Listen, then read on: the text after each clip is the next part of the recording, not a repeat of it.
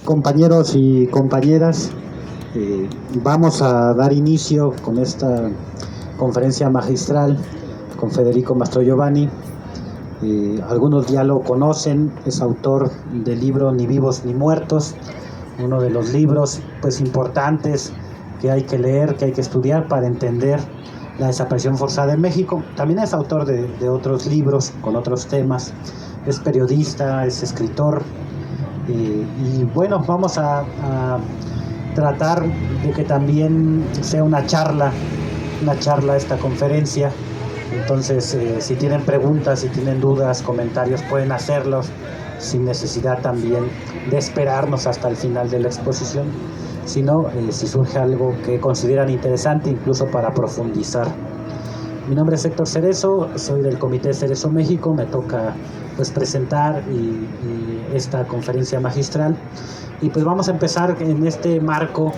Como ustedes saben, hoy en México y en muchos países de América Latina se lleva a cabo la Semana Internacional del Detenido Desaparecido, una semana donde las organizaciones, colectivos de familiares hacemos actividades para visibilizar el gran problema de la desaparición forzada en nuestros países y también visibilizar pues a quienes se llevaron, ¿no? Y qué hacían y el por qué los detuvieron, desaparecieron.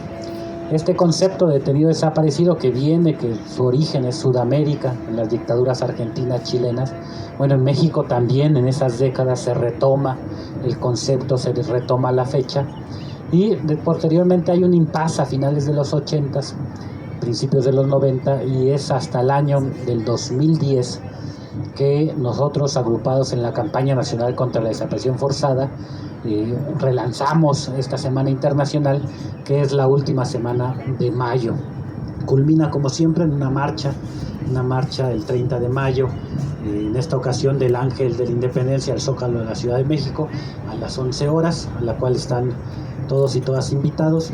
Y es una semana importante porque también es una forma de decirle al gobierno que a pesar de los años se sigue con esta exigencia de la presentación con vida de todas aquellas víctimas de desaparición forzada en el país.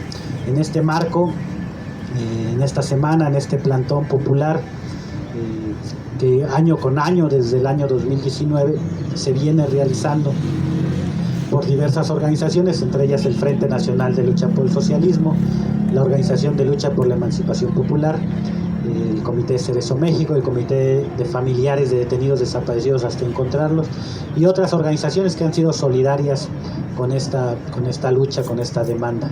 Entonces vamos a iniciar esta conferencia un poquito pues preguntándole a Federico, cuando escuchamos esta palabra de desaparición forzada o de detenido desaparecido, ¿qué es lo que nos remite?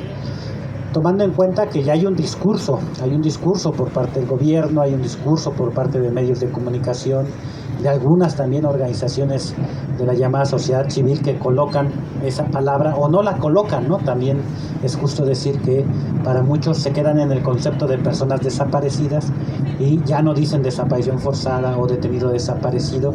Pero ¿a qué nos remite en este país, México 2023, cuando escuchamos este concepto de desaparición forzada? Tal vez por ahí podríamos iniciar con Federico y vamos a ir abordando otros temas como pues, las causas de la desaparición forzada en México, las formas en las que el Estado desaparece, y también un poco esta relación entre desaparición forzada, defensa del territorio, desaparición forzada y las empresas transnacionales o nacionales, desaparición forzada y los grandes proyectos neoliberales que se han impuesto en el país, esta relación entre desaparición forzada y esta violencia desbordada, aparentemente caótica, aparentemente sin sentido, que viven todavía en muchas partes del país, ¿no? Entonces vamos a darle pues un aplauso y la bienvenida a Federico.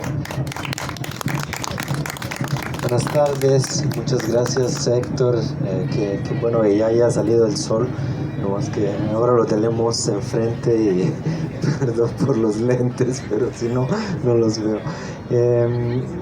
Es un tema que me parece muy importante remarcar y también hacer estas distinciones, ¿no? En el lenguaje entre personas desaparecidas y desaparición forzada o detenidos desaparecidos que de alguna manera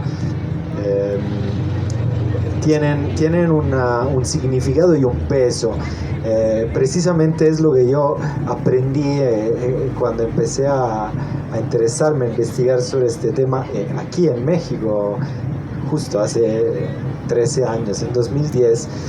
Y, y es un tema que sigue teniendo mucha vigencia, precisamente porque al decirlo de cierta manera se elimina la responsabilidad y la presencia de las instituciones dentro de ese delito. Entonces, si eliminamos la palabra desaparición forzada de personas, estamos ya automáticamente quitándole el peso y la responsabilidad a las instituciones públicas que, por el contrario, participan en cuanto se trata de desapariciones forzadas, que es precisamente cuando haya una intervención por acción, omisión o aquiescencia, seguida por la negativa de dar el paradero de las personas desaparecidas por parte de cualquier elemento de las instituciones públicas, de cualquier nivel.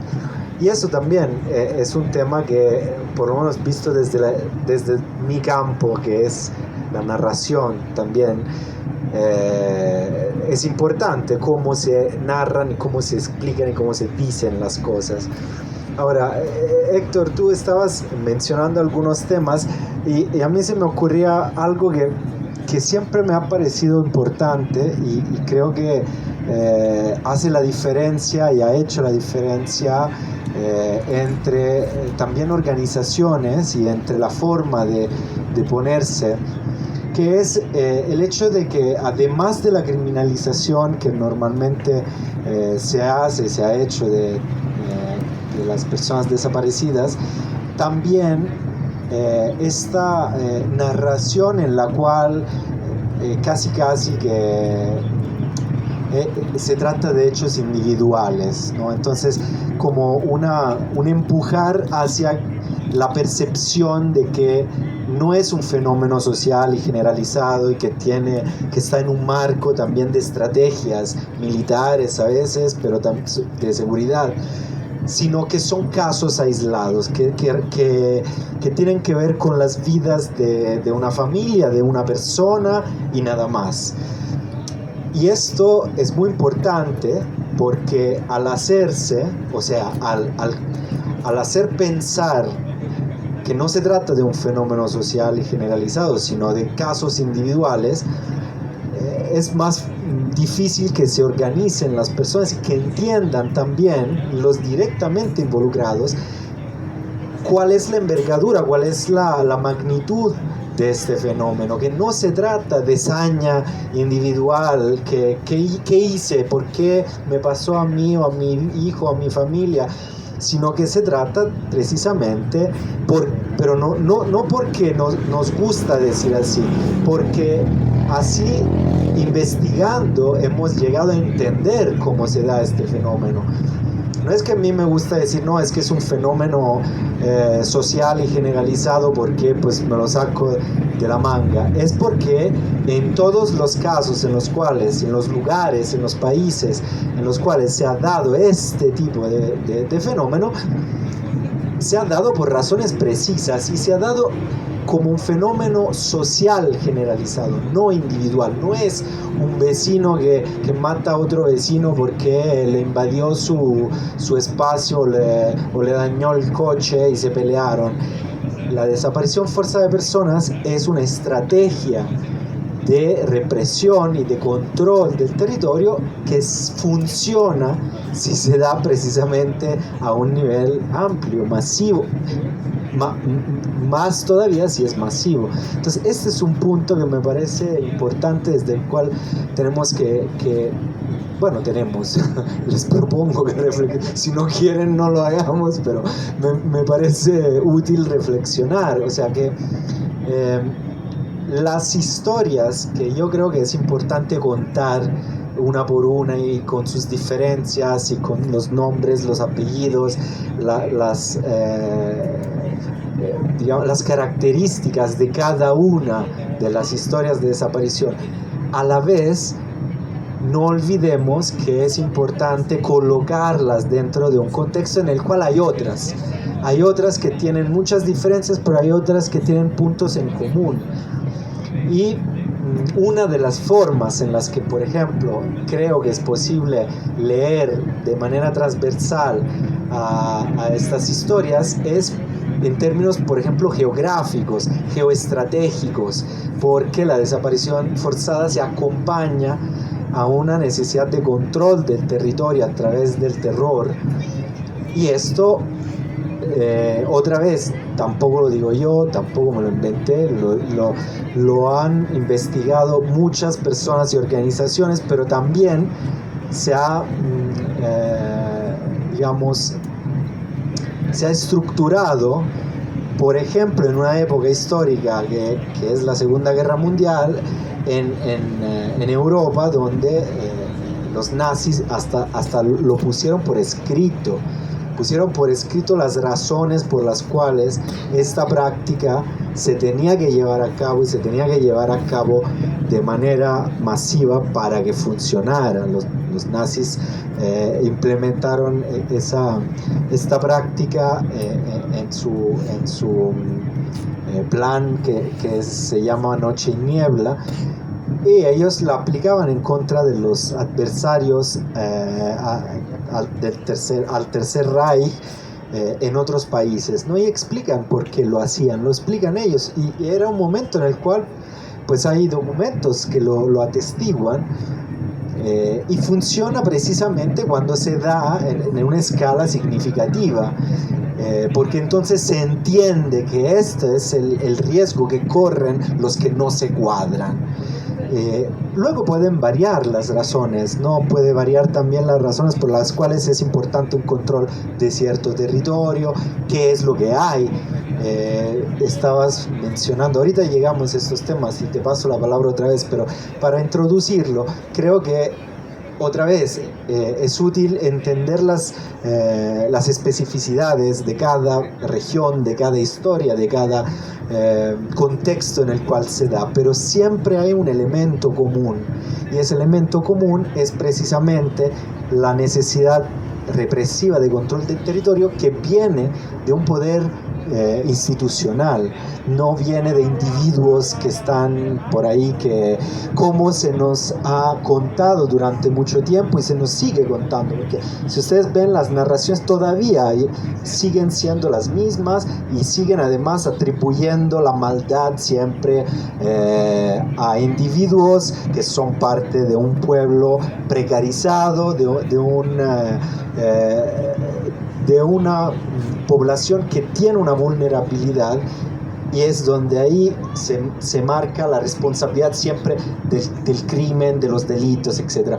Y siempre se elude esta responsabilidad que tienen pues partes de las instituciones a varios títulos y de varios niveles, porque también puede haber una participación que está basada en la ignorancia de un funcionario de un ministerio público. Esa también es una participación. No es que todo el mundo está ahí queriendo aniquilar la población, pero participa de maneras distintas. Entonces quería poner en la mesa estos elementos y a ver dónde nos llevan. Bien, pues vamos a continuar pues también dialogando respecto a este tema, ¿no? que es muy claro, ¿no? El simple hecho de nombrar esta política ya nos sitúa en ciertas concepciones o visiones del mundo, ¿no?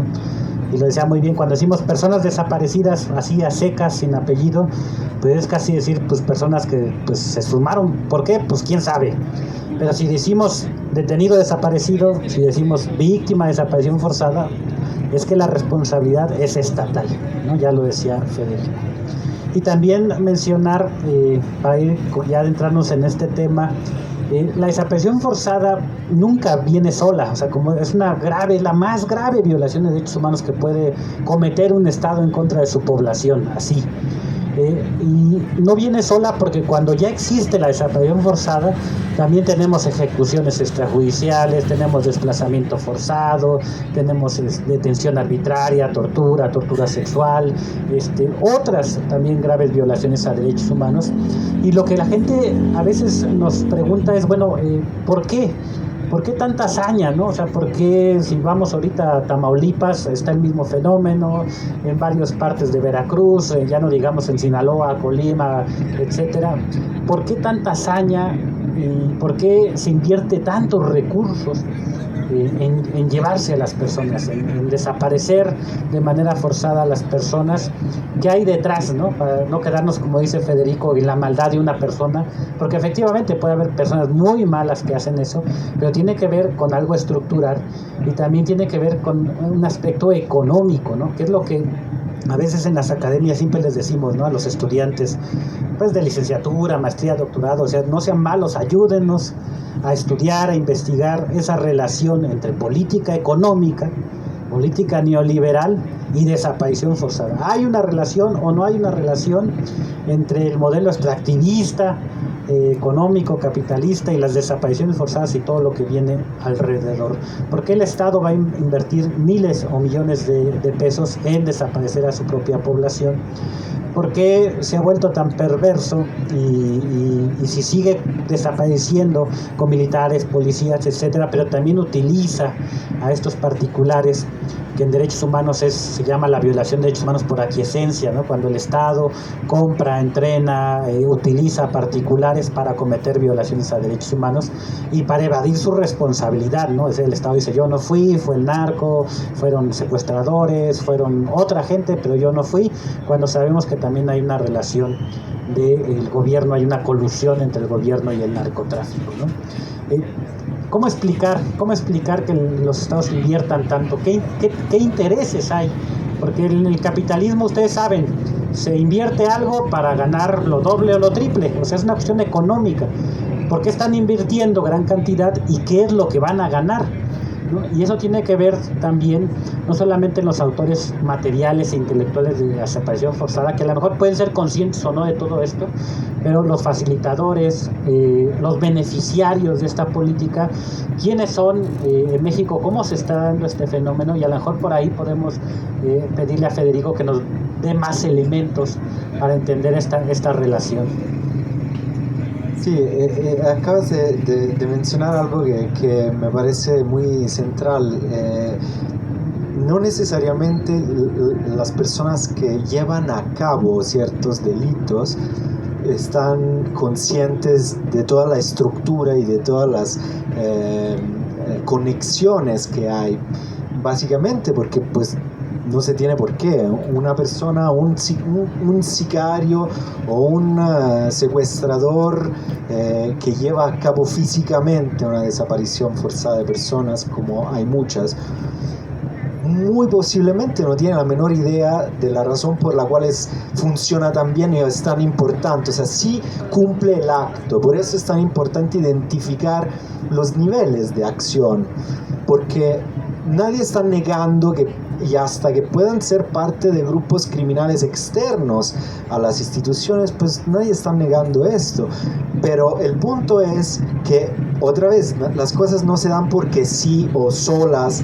A lo mejor, precisamente, si pasa una vez, puede haber toda una serie de razones individuales, pero si ya se vuelve un fenómeno que involucra decenas o cientos de miles de personas, evidentemente no es una serie de casos aislados, sino se trata de un fenómeno social, y así se tiene que manejar. Ahora, entonces hay varios niveles en los cuales estaba leyendo ahora esta publicación que me acaba de enterar de Fragua, y en la primera plana estaban hablando de la minería y de la ley minera, Ese es un tema importantísimo. Si estamos hablando de que el 60% del territorio nacional está concesionado a empresas nacionales o internacionales extractivistas, si estamos hablando de que, lo leo acá,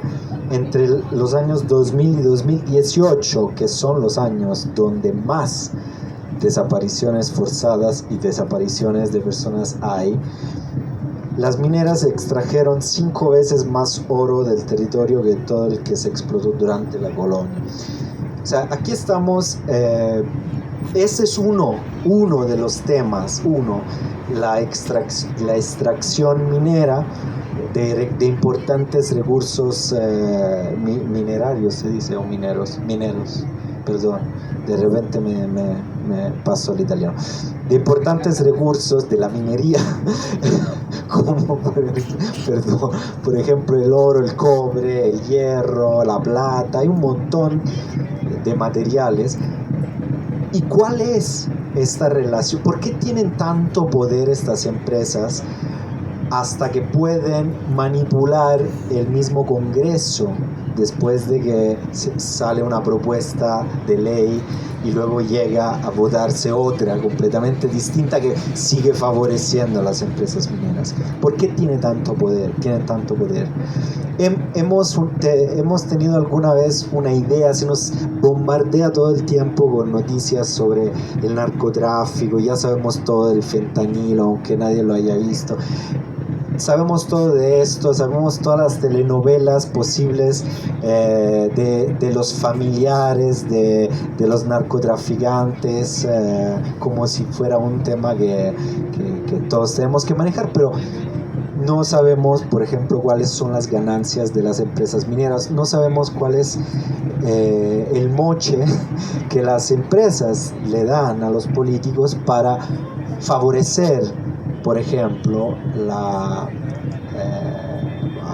los administradores de todos los niveles, para favorecer el desplazamiento forzado, la desaparición forzada de personas en ciertos territorios, para que en esos territorios después se pueda militarizar y entregárselos a las empresas que van a explotar los recursos naturales que hay ahí. ¿Cuáles son las ganancias? ¿Cuál es la magnitud de estos negocios? Esto debería ser uno de los temas para poder entender lo que estaba planteando Héctor hace un momento. O sea, si alguien, y esto lo sabemos porque todo funciona así, si alguien toma unas decisiones y se arriesga o implementa directamente o indirectamente o favorece este tipo de delito contra su propia población, ¿cuál es la ganancia que obtiene? Porque no es que este era precisamente el tema que me importaba al principio de mi investigación. No se hacen las cosas, digamos, de manera casual y sin sentido. Eso también, vendernos la idea de que esto es un caos que no tiene ninguna lógica y ninguna justificación, eso también nos desvía del entendimiento, yo creo, porque tiene perfectamente una lógica y es negocio, y es un negocio que tiene evidentemente costos y ganancias, y los costos en este caso son las vidas de las personas. Ahora, ¿cuáles son las ganancias para que sea viable pagar un costo tan alto? Esto es lo que a mí me interesa que intentemos entender. Ahora, la respuesta seguramente no es unívoca, hay un sinfín de explicaciones, pero tenemos que hacer el esfuerzo de tratar de ampliar la mirada y meter dentro de esta, digamos, de este tablero de ajedrez muchas piezas que aparentemente están fuera del ajedrez. Ahora, varias de esas piezas son las empresas energéticas, de minería, de petróleo, de gas, pero también son las empresas que construyen las pipelines, por ejemplo, ¿no? Como se llaman, para transportar el crudo, o hay otros intereses que tienen que ver con no solo con la explotación, sino con, ¿cómo se dice? transformación también de los recursos naturales. O sea, no es solo la extracción, es la transformación, es el transporte, y es uno de los temas. Ahora, yo creo que una manera para orientar en una dirección que nos ayude a entender mejor este fenómeno, precisamente a partir de las preguntas que hacía Héctor, es: si este es el costo, ¿cuál será la ganancia? ¿De dónde viene esta ganancia? Es evidente ya, pero hace muchos años, que el tema del tráfico, de la producción y tráfico de drogas, es un tema, si no marginal, pues por lo menos secundario respecto a este tipo de intereses, que además son legales, pero ojo, son legales en la medida en la que tienen tanta fuerza ciertos sujetos internacionales que modifican las leyes de los países, como acabamos de ver. O sea, en este sentido son legales, porque se hacen las leyes por su cuenta, y cuando no pueden hacerse las leyes, pues de todas maneras imponen sus políticas. Entonces yo creo que esto es una parte que deberíamos agregar. Recordando en este momento también la importancia de leer a los oligarcas, a los que tienen el poder, ¿no? Porque a veces no los leemos, no decimos, como nos mienten, como etc., no les hacemos caso. Pero a veces, si los leemos, vamos a ver qué tan sinceros son, ¿no? El ejemplo que casi siempre les pongo, pues, es el dictador Videla, ¿no? Cuando está ya preso, el dictador que sumió a Argentina en más de 30.000 detenidos desaparecidos, y le preguntan por la razón o las causas que hicieron los militares el golpe de Estado en Argentina, ¿no? Y él tiene una claridad que a veces la izquierda le cuesta trabajo tenerla, ¿no? Él dice, bueno, es que vivíamos en una sociedad anarquizada, así, y el objetivo era disciplinar a esa sociedad con el objetivo de impulsar un modelo económico, ¿no? Que teníamos en boga, que nos estaban pidiendo los empresarios de Estados Unidos que implantáramos ese modelo, y ese modelo pues fue el neoliberalismo. Entonces, para ellos es bien claro, hay que imponer el neoliberalismo, hay una sociedad que protesta, anarquizada le dirían ellos, y hay que disciplinarlos. Y entonces hay que disciplinar a toda la sociedad, o sea, la gente que está organizada, pero a la que no está organizada. Y para disciplinar a todo un país, a toda una sociedad, necesitamos una política que genere terror, que genere parálisis. Entonces sí, ahí viene ya esta política aprendida también de otros países. No es que los argentinos hayan inventado todo, pero van a empezar a recordar lo que hicieron los franceses en Argelia, lo que hicieron los nazis en casi toda Europa. Recuperan la desaparición forzada como esa política específica que genera terror en la población y elimina la disidencia política, pero también es como una vacuna a la gente que no está organizada. O sea, estás organizado, te pego. No estás organizado, te pego 2 veces. Y dice, pero ¿por qué a mí me pegas 2 veces si yo no estoy organizado? Para que no se te ocurra jamás en tu vida organizarte. Muy a la onda preventiva de los gringos, ¿no? Invado este país porque para prevenir cualquier cosa te invado, te mato, etc. Entonces, sí hay que leer a estos grandes pues dictadores, gobierno, empresarios, etcétera, porque también vamos a encontrar la explicación sobre la naturaleza del Estado. Yo me acuerdo que hace como 10 años compartíamos con algunos colegas de las ONGs, de esas super ONGs, que efectivamente no van a estar aquí, pero son super ONGs.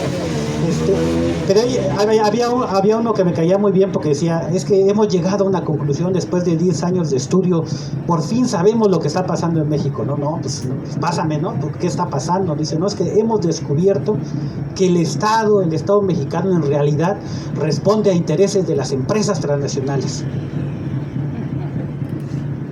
Me volteé yo sorprendido y le dije, camarada, Lenin lo dijo en 1902, ¿no? No, sí, no, aquí, camarada, pues acá sí lo abrazo, la bandera roja, la internacional. Dije, esa conclusión la llegó Lenin en 1902, pero qué bueno. Ya después no me volvió a hablar, pero creo que lo ofendí mucho. Pero efectivamente se están dando cuenta, porque el que vea los datos, vea las cifras, tenga un mínimo de estudio, que el Estado está respondiendo a esos intereses nacionales, transnacionales, ¿no? Porque Slim es nacional, pero también es transnacional por su capital, y que al responder a ese interés económico quieren moldear la sociedad para tener beneficios económicos. Y no necesitaron aquí en México una dictadura militar, pero recuerden la guerra contra el narcotráfico y de Calderón y todo lo que vino después de ejecuciones, desapariciones, desplazamiento, para imponer ¿qué? Las 18 reformas que Peña Nieto logró imponer en el 2012, casi sin oposición. Entonces ellos tienen bien claro la película, a veces nosotros nos enredamos en tantos marcos teóricos postmodernos, ¿no? Bueno, pero bueno, vamos a seguir profundizando esto porque sí hay un componente de control y disciplinamiento social, ¿no? Eso es claro, hay una estrategia, lo han ensayado en otros países, lo ensayan, digamos, como en México, como la tortura, ¿no? Que te ponen chile y limón en el Tehuacán para que la tortura sea más mexicana.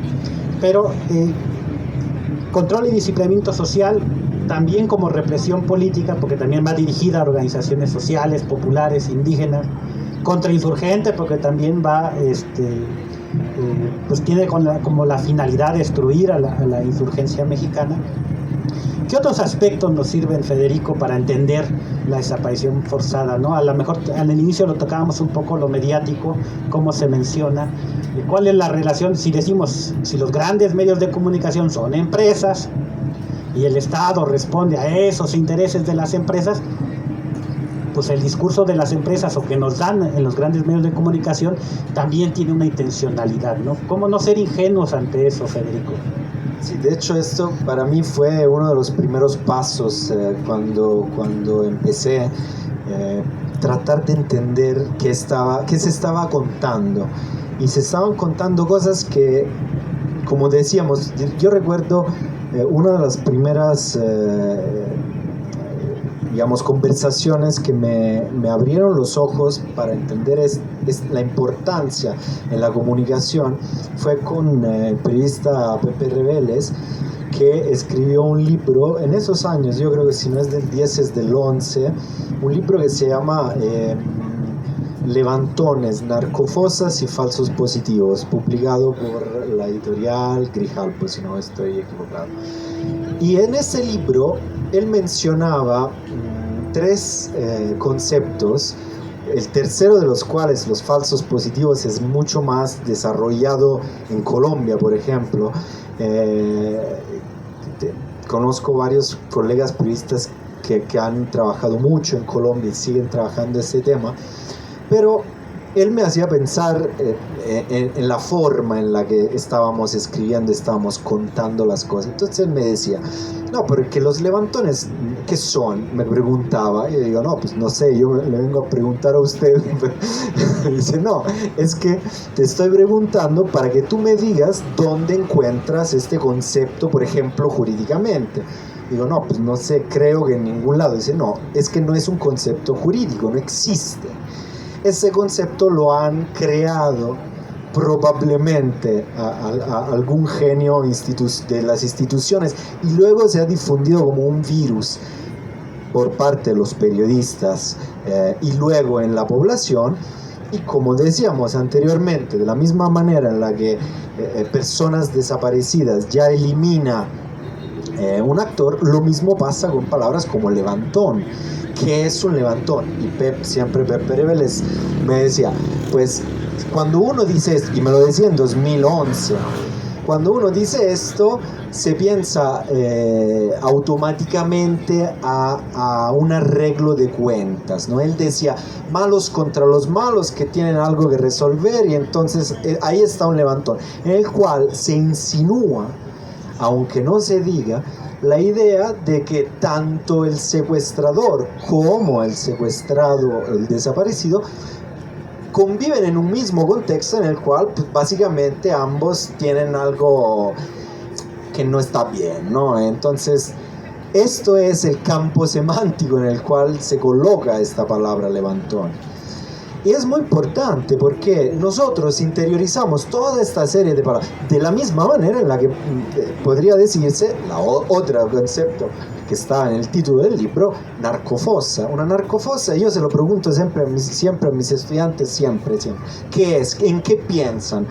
Y siempre, casi todos piensan en algo que es precisamente la razón por la cual se usa esta palabra, como que o las personas que están enterradas eran narcotraficantes o de alguna manera criminales, o los que los metieron en esa fosa clandestina son criminales, o ambas cosas a la vez. Y yo la siguiente pregunta que hago es, ¿pero quién falta? Pues nadie. ¿Quién falta? Pues falta la posibilidad de que, por ejemplo, los que mataron y enterraron ilegalmente en una fosa clandestina fueran miembros de las fuerzas de seguridad del Estado, por ejemplo, ejército, policía. O sea, si yo pienso en narcofosa, automáticamente se sale de la foto la posibilidad de que estén participando en ese delito también miembros de las fuerzas de seguridad o que hayan participado de manera indirecta funcionarios públicos, presidentes municipales, jefes de la policía, etc. Entonces, esta era una reflexión que para mí sigue siendo fundamental. ¿De qué manera estamos contando las cosas? Claro que si tú vas con una editorial y le dices, no, pues quiero publicar este libro, si le pones narco en medio, seguramente vas a vender más. Y si pones otro concepto que sí es mucho más preciso, nadie te lo va a comprar, y el concepto es macrocriminalidad política, que incluye precisamente esta idea de que participan en el ejercicio de la criminalidad tanto personas que están fuera de las instituciones, entonces privados, entonces pues los que nosotros estamos acostumbrados a considerar criminales comunes o crimen organizado, pero también miembros del Estado y del mundo empresarial. Esa es la macrocriminalidad política, es un concepto jurídico que existe. Claro, es menos sexy y en los medios aparte ocupa mucho espacio y necesita ser explicado. Y claro, parte de la responsabilidad de los colegas periodistas, de los editores, de los jefes de redacción es, no, pero es que así la gente no lo va a entender. A ver, la gente, no, ¿quién? Para empezar, y dos, ¿qué quiere decir no lo va a entender? Si yo introduzco un concepto como narcofosa, puedo tranquilamente introducir un concepto como macrocriminalidad política. Y todo el mundo lo va a entender en la medida en la que se explique qué es. Entonces, usar este tipo de narración en realidad más bien tiene, como siempre, una lógica y una función. Entonces, a lo mejor, otra vez, yo conozco infinidad de colegas no particularmente brillantes que no se ponen el problema y no solo utilizan, sino relatan de la realidad de manera superficial, porque está lleno el mundo de personas brillantes y de personas menos brillantes, y en el periodismo la mayoría son menos, bueno, no es cierto, igual que cualquier otra categoría, pero el punto ahí es que otra vez, no necesariamente saben qué es lo que dicen, saben de qué es lo que escriben. El punto es que son premiados al escribir estupideces o al escribir imprecisiones que son funcionales. Entonces, el periodista, el individuo periodista puede no saber todas estas cosas que estamos diciendo hoy. Es grave que no lo sepa, pero puede no saberlo, y entonces esto de alguna manera hace que su responsabilidad sea relativamente menor.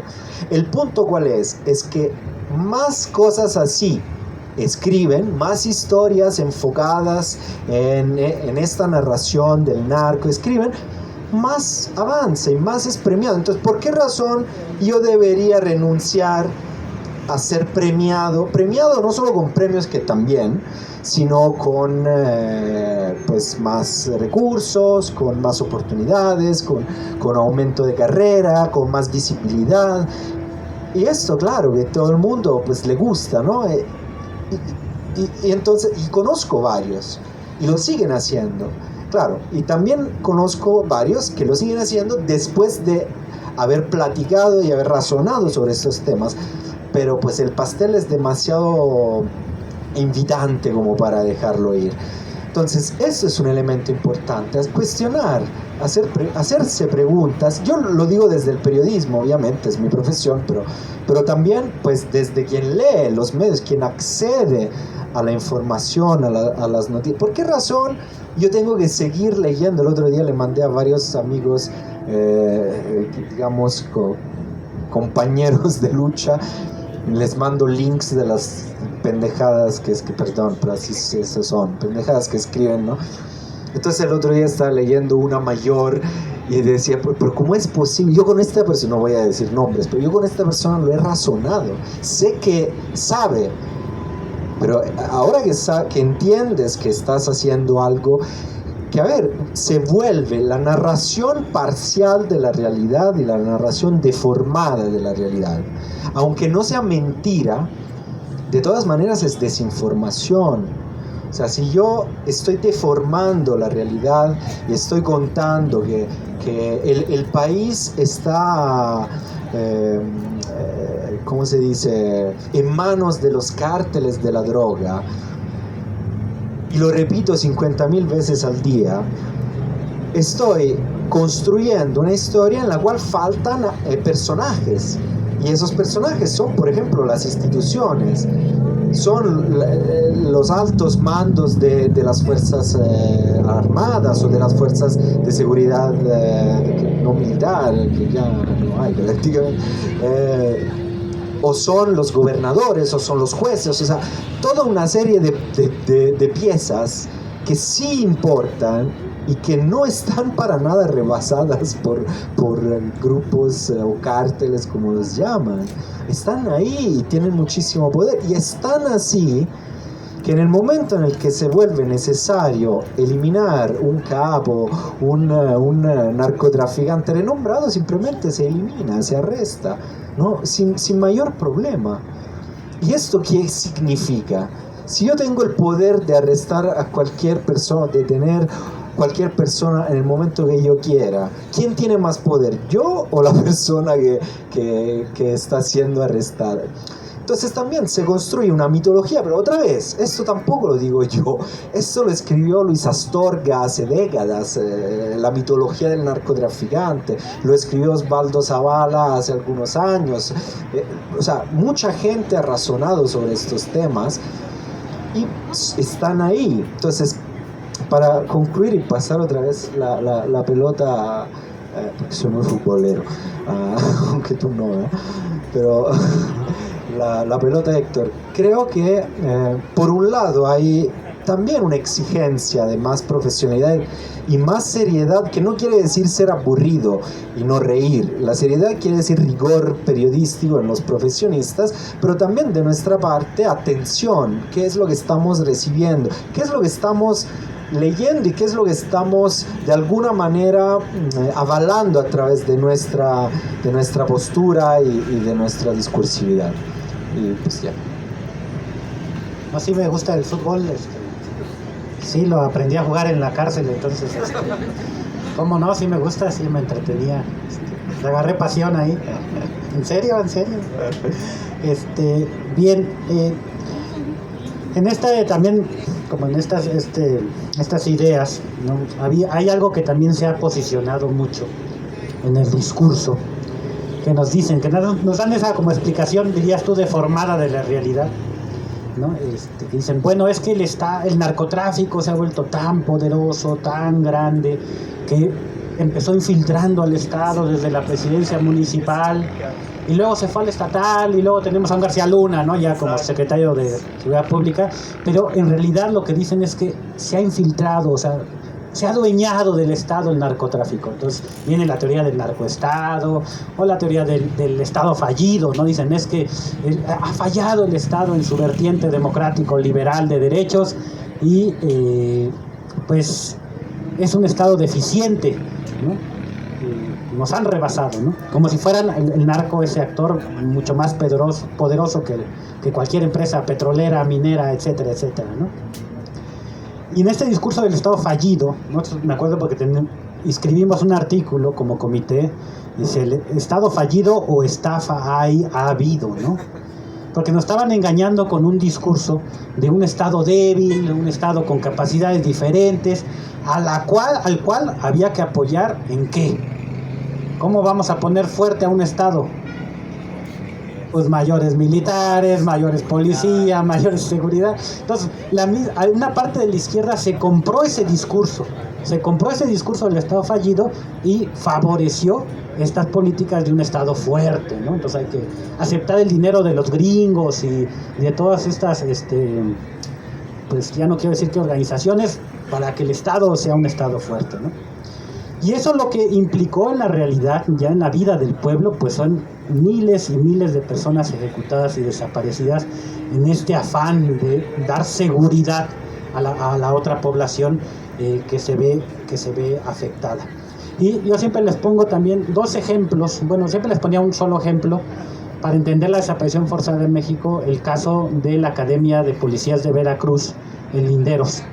Porque es un caso muy estudiado, es un caso típico de cómo la policía estatal forma unas fuerzas especiales de la policía con exmilitares, exmarinos, y se dividen en dos grupos, un grupo que va, identifica, detiene a las personas, se los entrega al otro grupo y el otro grupo tortura, desaparece, ejecuta en la misma Academia de Policías de Veracruz. Eso no estamos hablando de un lugar secreto, etcétera, en la Academia de Policía de Veracruz, y esa es una forma que se utilizó en otros estados. Hoy tenemos la documentación también del estado de Oaxaca, porque estamos acompañando el caso de Edmundo Reyes Amaya y Gabriel Alberto Cruz Sánchez, y en este análisis de contexto que luego el gobierno le da muchas vueltas, también un grupo de fuerza especial de la policía de Oaxaca, dedicado exclusivamente a detener, a desaparecer, a torturar, a ejecutar, etcétera, utilizando instalaciones de la propia policía, en la propia Procuraduría del Estado de Oaxaca.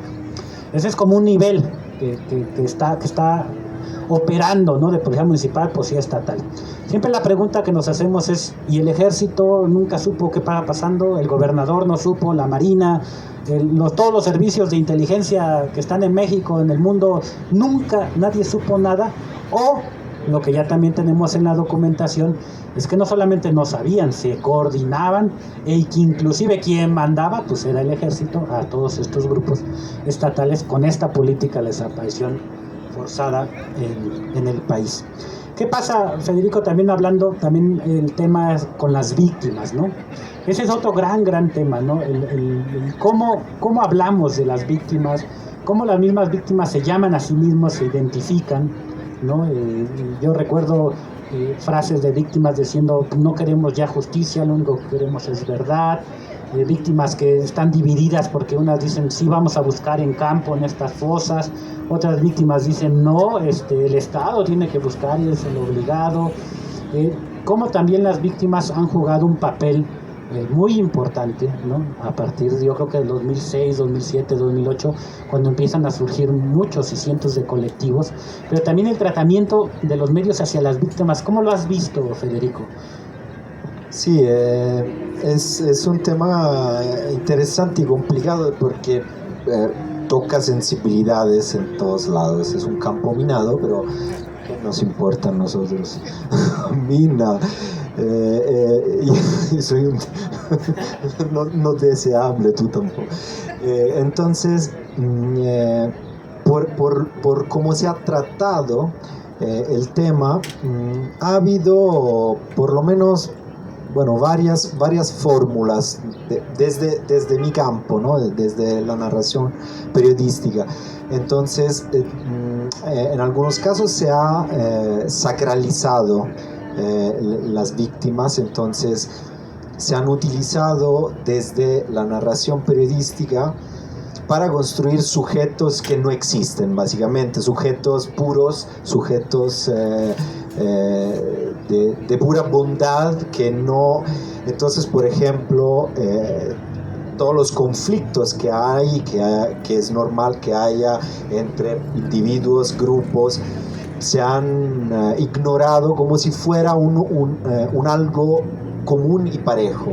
Entonces, ¿por qué? Porque precisamente se puso dentro de esta categoría víctima que a la vez de ser sagrada, pues no tiene características, o sea, no tiene diferencias, no tiene detalles, no tiene dimensiones. Es como una herramienta que se levanta, se usa, vamos a unirnos a las víctimas, claro, y esto también por otra parte beneficia o ha beneficiado cierto tipo de periodistas o de narración periodística o de narración en general, porque pues por asociarse a la lucha de las víctimas, pues yo también brillo de alguna forma, ¿no? Yo recibo esta luz reflejada. Claro, lo que se está ignorando es precisamente que hay diferencias, hay dimensiones, hay imperfección, hay defectos, hay pues gente que cambia, hay mezquindad, como la hay en cualquier grupo social, a la par que hay nobleza, hay valor, hay valentía, hay coraje, etc. Entonces, yo creo que el primer elemento, el más importante desde mi perspectiva de crítica, es precisamente mirarnos a los ojos, o sea, entender pues que estamos trabajando desde campos diferentes, y ahí viene otro tema, desde campos diferentes, con nuestras diferencias, para que ciertas cosas dejen de pasar, para empezar, ¿no? Y luego con nuestras diferencias, porque claro, otro tema es equiparar el trabajo periodístico al trabajo por ejemplo, de las organizaciones. Entonces tú tienes o tenías periodistas y organizaciones y víctimas envueltos en algo único donde no se entiende quién está haciendo qué y cuál es la diferencia. Pienso que cada quien tiene que asumir la posición, el lugar que tiene y el rol que tiene, precisamente porque es una lucha, y en una lucha todos tienen que saber qué es lo que le corresponde. O sea, yo no soy ni parte de una organización ni una parte de un grupo de víctimas, soy un periodista que hace el trabajo que tiene que hacer un periodista, y no me voy a confundir de cuál es mi papel, porque al confundir cuál es mi papel, luego se llega también al delirio de omnipotencia. Y el delirio de omnipotencia, los periodistas que ya tenemos un ego gigantesco por naturaleza, pues llega a monstruosidades en las cuales tú piensas realmente que importa algo lo que hace. O sea, sí importa lo que se hace en general, pero se tiende a sobredimensionar la importancia o el papel que uno tiene, y se confunden los campos. Entonces yo creo que estos son elementos sobre los cuales también es útil reflexionar. A lo mejor yo estoy diciendo estupideces y que adelante que se pueda discutir el tema, pero pienso que se generan también perversiones en un campo en el cual el resultado de la división fundamentalmente es perder fuerza para obtener digamos objetivos mínimos comunes. Se llega a perder fuerza, yo creo. Pues muchas gracias, Federico. No sé si tienen alguna pregunta, algún comentario, duda que quieran hacer, aprovechen a Federico aquí. Si no, vayan a tomar clases con él ahí en la ENA. Antes estaba en otra universidad más acá, pero pues ni modos, ¿no? No mejor, dije, más acá, no mejor. No mejor, no sé, más. De esos que hablan así con algo atorado aquí en la garganta, ¿no? Pero no voy a decir nombres, ¿no? No sé si tengan alguna pregunta, alguna duda, comentario, ¿no? Ahora no preparamos paleros, ¿no? Para que le preguntaran a Federico, pero, ¿no? Bueno. Entonces vamos, si no hay nada, una pregunta o comentario, y pues a lo mejor vamos cerrando ya la plática. Ya mi página está en blanco, así que pues vamos a no sé, a lo mejor que nos platiques un poquito de la recepción de tu libro, ¿no? Federico, ¿cómo te fue con el libro? ¿Te fue bien? ¿Te fue mal? ¿Todavía se puede conseguir? ¿Todavía se puede leer? ¿Ya está en PDF libre? ¿Ya está pirateado? ¿O de plano ya tenemos que ir a Gandhi, al fondo, etcétera? ¿No? ¿Cómo te ha ido con ese libro? ¿Cuál has sentido que ha sido la recepción? Porque, un ejemplo, nosotros sacamos otro librito.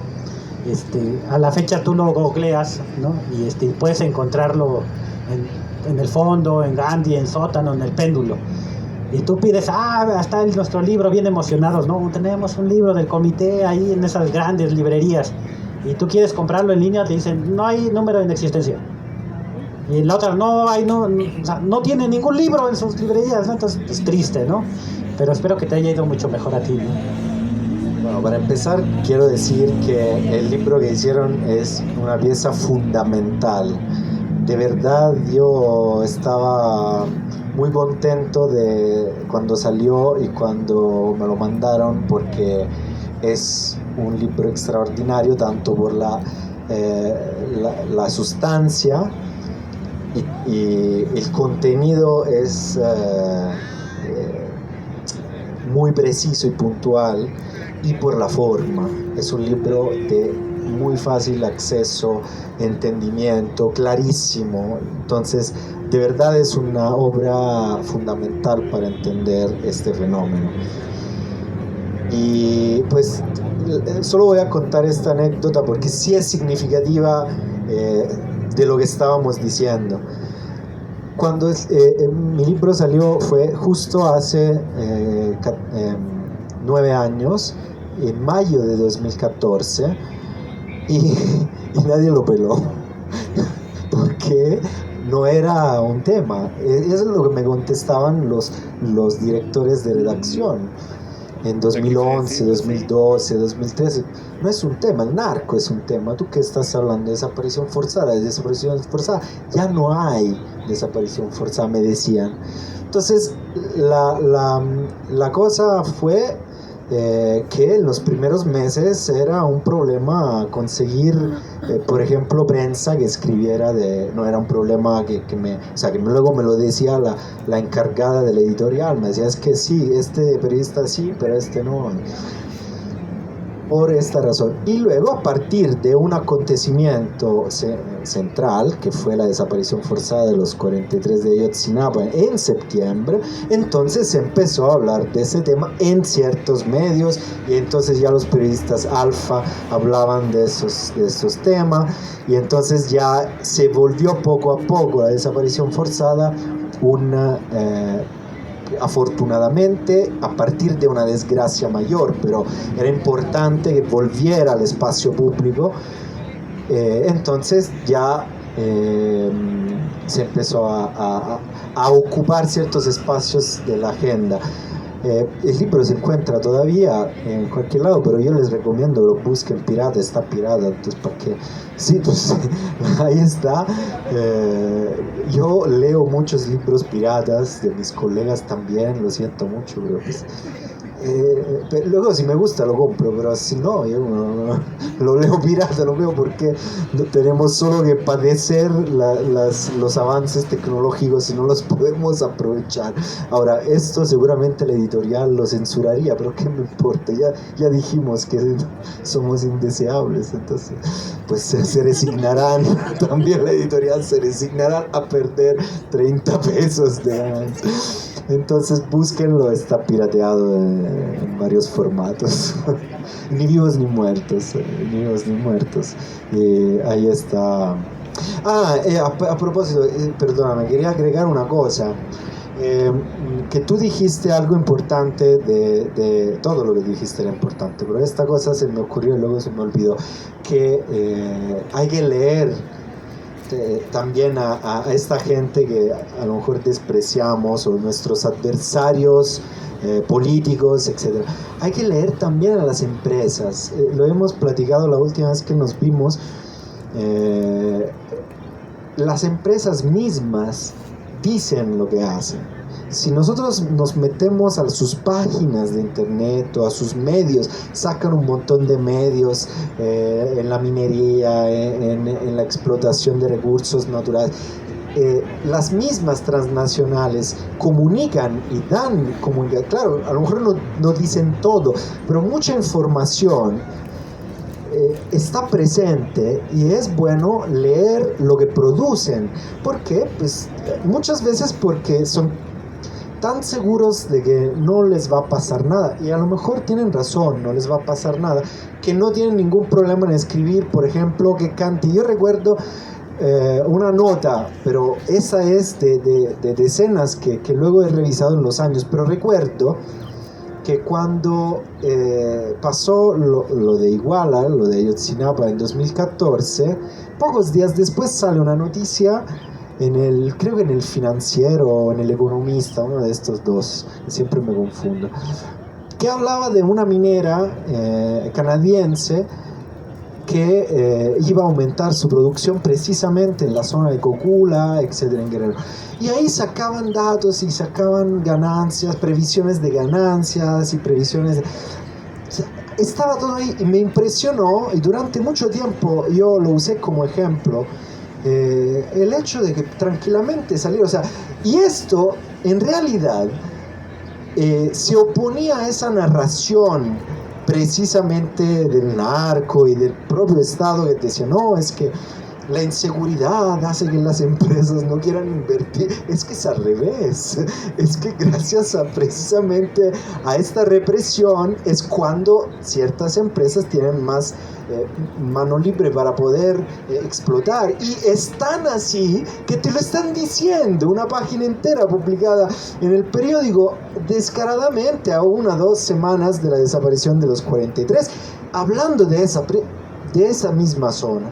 Entonces ahí está, muchas veces ahí está la información, no más que no la detectamos porque estamos insertos dentro de otra narración, que es una narración poderosa y es fascinante, entonces no lo vemos, pero ahí está. Y hay muchos artículos, mucha información sobre esto, y se me ocurrió cuando decías que también tenemos que leer a los adversarios para entender ciertas cosas, porque a veces te lo dicen ellos, y eso es todo. Les vamos a darle un fuerte aplauso a Federico Mastrogiovanni. Agradecemos pues, que está aquí, nos ha acompañado, y también que pues no pocos periodistas o intelectuales vienen al Zócalo, a un plantón, ¿no?, del Frente Nacional de Lucha por el Socialismo, a dar su palabra. No te preocupes si eres indeseable, ya si somos muchos, pues los indeseables son los otros, ¿no? Pero pues muchas gracias, aporta mucho. Si hay preguntas, si hay dudas, pues búsquenlo en redes, pueden platicar con él. Y pues si no hay más, damos por terminado, agradeciéndole a los compañeros del Frente Nacional de Lucha por el Socialismo, pues ellos tuvieron la iniciativa, el pensar este foro, invitar a Federico en este plantón popular, y pues solamente recordar la marcha para el 30 de mayo, con la cual cerramos la Semana Internacional del Detenido Desaparecido a las 11 horas del Ángel de Independencia al Zócalo. También recordar que pues ahorita está el plantón en Jalapa, Veracruz, un plantón exigiendo la libertad del preso político Higinio Bustos Navarro, indígena náhuatl, también integrante del Frente Nacional de Socialismo, que ya lleva 2 años preso y que fue trasladado recientemente al penal hasta Coatzacoalcos, 6-7 horas de su lugar de origen. Precisamente nosotros decimos la venganza de Cuitláhuac, ¿no? Porque como no quisieron quitar el plantón en Jalapa cuando dio el 1 de mayo su discurso el gobernador de Morena, pues lo mandó de castigo hasta Coatzacoalcos, Veracruz, ¿no? Por eso la venganza de Cuitláhuac, salió rencoroso el señor gobernador. Bueno, pues sin más, pues muchas gracias, y pues como siempre vamos a terminar consignando este foro. Porque vivos se los llevaron. ¡Vivos los queremos! Porque vivos se los llevaron. ¡Vivos los queremos! Ahora se hace indispensable presentación con vida y castigo a los culpables. Ahora se hace indispensable presentación con vida y castigo a los culpables. Desaparecidos. Presentación. Desaparecidos. Presentación. Muchas gracias.